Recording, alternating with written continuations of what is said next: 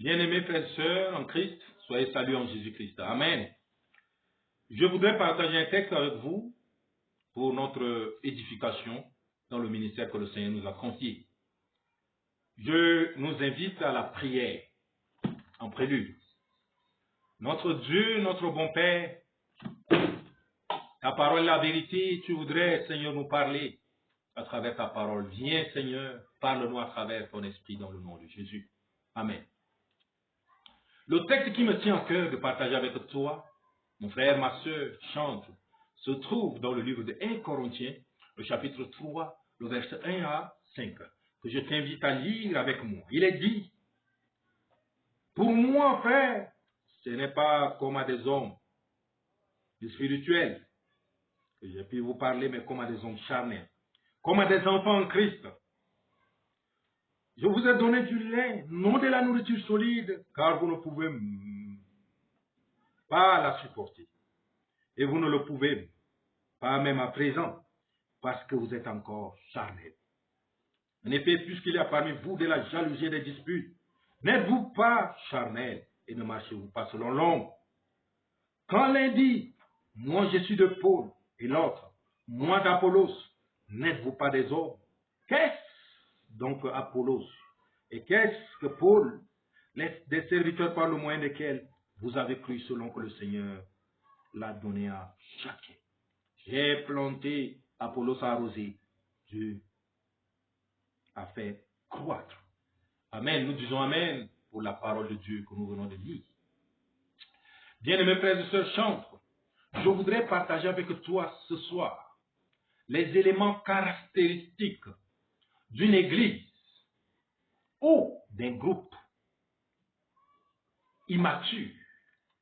Ce sont ces éléments qui sont intrinsèques au groupe qualifié de charnel ou à l'église qualifiée d'immature. Alors voici le thème, les signes caractéristiques de l'immaturité d'un groupe. Paul a écrit ce texte pour les chrétiens de Corinthe, qui étaient des chrétiens bénis par tous les dons spirituels. C'était une église dotée du charisme. Le Seigneur les a bénis de toutes sortes de dons, de sorte qu'il ne leur manquait rien. Mais très vite, cette église a basculé dans la décadence spirituelle. Très vite, cette église est tombée dans les œuvres de la chair.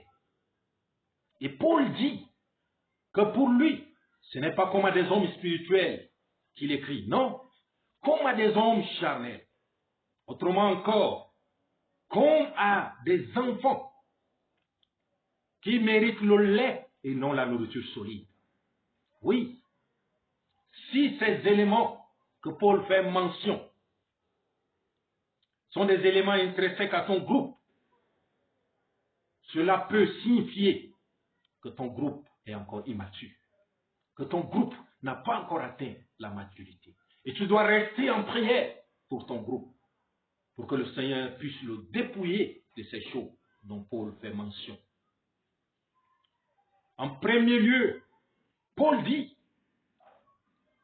qu'il y a de la jalousie parmi l'église de Corinthe, qu'il y a aussi des disputes, qu'il y a aussi des partis pris. Les uns disent qu'ils sont de Paul, d'autres encore disent qu'ils sont d'Apollos. Et Paul leur dit, qu'est-ce que Paul? Qu'est-ce que Apollos? Les simples moyens par lesquels le Seigneur les a prêché l'évangile. Mais ce ne sont pas eux qui sont quelque chose. Ils ont simplement planté. Mais la gloire revient à Dieu qui fait croître toute chose. Oui, aujourd'hui, nos choristes, nos groupes, nos églises sont de plus en plus immatures. Et ce sont ces caractéristiques qu'on lit dans beaucoup de groupes, des choristes. Des groupes surtout que Dieu a bénis avec les dons d'entonner, les dons de louer, les dons de composer, que sais-je encore, le don de jouer les instruments. C'est dans ces églises-là que ces choses sont beaucoup plus nommés. Et Paul dit, il y a de la jalousie parmi vous. Il y a la jalousie. Aujourd'hui, tous nos groupes, toutes nos églises sont infectées par ces choses. La jalousie, l'une des caractéristiques de l'immaturité. Mon frère et ma soeur, si tu es encore chrétien et que tu demeures dans la jalousie, je te dis ce soir qu'il te faut du lait et non de la nourriture solide. Tu es encore immature. Oui, immature.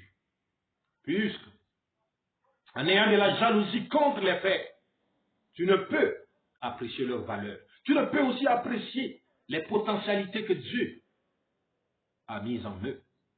Les jaloux sont dangereux. Oui, tu es dangereux si tu es jaloux contre un frère, une sœur, parce que Dieu lui a donné un don pour l'édification du corps de Christ. Tu es un danger pour ton groupe. Je t'invite à la repentance. Je t'invite à cesser cette manière de faire. Jalouser les autres, critiquer les autres, être hypocrite. Pourquoi? La base, c'est la jalousie. Oui, et encore, les disputes dans nos groupes. Dans nos réunions, ce sont les disputes, les partis pris. Nous venons, c'est comme si nous sommes de cœur unis, alors qu'à l'intérieur de nous-mêmes, nous sommes disloqués spirituellement. Nous avons dans notre conscience des hommes que nous aimons et nous prenons parti. Oui, si Matthieu ne vient pas aujourd'hui à la chorale n'est pas bonne. Le chant n'est pas bien entonné parce que tel n'est pas venu aujourd'hui. Des partis pris, la division, ce sont là les œuvres caractéristiques de l'immaturité de l'église de Corinthe. Et si ces choses existent aussi dans ton groupe, dans ton église, le Seigneur t'invite à prier. Si tu es aussi en train de faire ces choses, change et commence par être mature. Prie et le Seigneur te transformera. Prie pour ton groupe. Et le plus souvent, c'est des groupes que Dieu a bénis à travers les dons, comme l'église de Corinthe, qui tombe dans cette décadence spirituelle. La jalousie, les disputes, les divisions, les partis pris sont les caractéristiques de l'immaturité dans un groupe. Oui, je t'invite ce soir à changer. Maintenant, voici le second élément que je veux aborder avec vous. Lisons ensemble dans le livre de 2 Corinthiens, le chapitre 12, du verset 8 et 9. La parole de Dieu dit ceci. Verset 7. Et pour que je ne sois pas enflé d'orgueil, à cause de l'excellence des révélations, il m'a été mis une écharpe dans la chair, un ange de Satan pour me souffleter et m'en empêcher de m'enorgueillir. 3 fois j'ai prié le Seigneur de l'éloigner de moi. Et il m'a dit, ma grâce te suffit, car ma puissance s'accomplit dans tes faiblesses. Je me glorifierai donc bien plus, volontiers de mes faiblesses, afin que la puissance de Christ repose sur moi. C'est pourquoi je me plais dans les faiblesses, dans les outrages, dans les calamités, dans les persécutions, dans les détresses, pour Christ. Car quand je suis faible, c'est alors que je suis fort. Dit l'apôtre Paul, voici le secret de la maturité. Quand vous allez voir dans un groupe que les hommes, les jeunes, les choristes commencent à se pardonner, commencent à oublier les outrages que les uns leur font, c'est une caractéristique qui puisse donner à croire que l'Église et que le groupe est mature. Paul dit qu'il se plaît dans les faiblesses, qu'il se dit que lorsqu'il est faible, c'est alors qu'il est fort. Et il cite les éléments qui le brisent, à savoir la souffrance, les calamités, les persécutions, la famine. Ces choses le rendent faible devant ses bourreaux. Mais devant Dieu, il est un homme fort. Avec Christ, il est un homme fort, car son Seigneur a aussi traversé la même chose. Quand Christ était sur terre, qu'est-ce qu'il n'a pas connu pour nous? Donner la rédemption en lui. Il a connu la faim, il a connu la soif, il a connu la nudité, il a été outragé, insulté, calomnié. Il a connu toutes sortes de perversités. Mais il a été glorifié. Le Seigneur lui a donné, son Dieu lui a donné un nom au-dessus de tout nom. Mais vous ne voulez pas qu'on vous outrage. Vous ne voulez pas la persécution. Vous ne voulez pas la honte. Vous ne voulez pas qu'on dise, tu ne connais pas, tu ne sais pas. Si on te dit, on te reproche, tu te lèves et tu t'enorgueillis. Ça veut dire que tu es encore immature.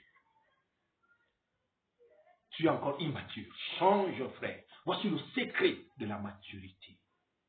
C'est de pouvoir supporter les faiblesses des autres, supporter les outrages, supporter les persécutions dans le Seigneur. Je prie que le Seigneur te donne ces qualités, te donne un cœur de pouvoir supporter les autres, car l'amour supporte tout. D'être patient lorsqu'on te blesse et de pardonner. Oui, aujourd'hui c'est le jeu qu'on est. Sans moi, qu'est-ce que le groupe peut faire? Qu'est-ce que l'Église peut faire? Le sans moi s'est introduit dans l'Église de Jésus-Christ, de telle sorte que la puissance n'était pas au rendez-vous dans nos louanges. La louange est une puissance. Mais aujourd'hui, Satan, à travers ces choses, a rendu notre manière de louer Dieu impuissante. Notre louange est inefficace parce que nous sommes immatures, parce que nous vivons dans la chair. Oui, bien-aimé, je te révèle ceci, Dieu n'utilise jamais les hommes forts. Dans toute la Bible, il ne m'a pas été donné de lire que Dieu a utilisé un homme fort. Voici ce que le Seigneur dit. Il utilise toujours par sa puissance des choses faibles pour confondre les forts. Oui, il prend toujours des choses faibles pour confondre les forts. Des choses folles pour confondre les sages. Mais si toi tu te crois puissant, tu te crois fort, tu te crois intelligent, et tu dis sans toi, sans moi, alors tu te trompes. Tu te trompes. Ce n'est pas ça le spirituel. C'est la chair qui t'anime. Dieu n'utilise jamais les hommes forts. Même Saul, qui était fort, qui se croyait fort, parce qu'il ne l'était pas. Dieu l'a brisé sur la route de Damas, avant de l'utiliser comme un instrument entre ses mains. Je t'invite à changer. Je prie le Seigneur à transformer ton groupe et t'amène à vivre les œuvres de la maturité dans le nom de notre Seigneur et Sauveur Jésus-Christ. Amen.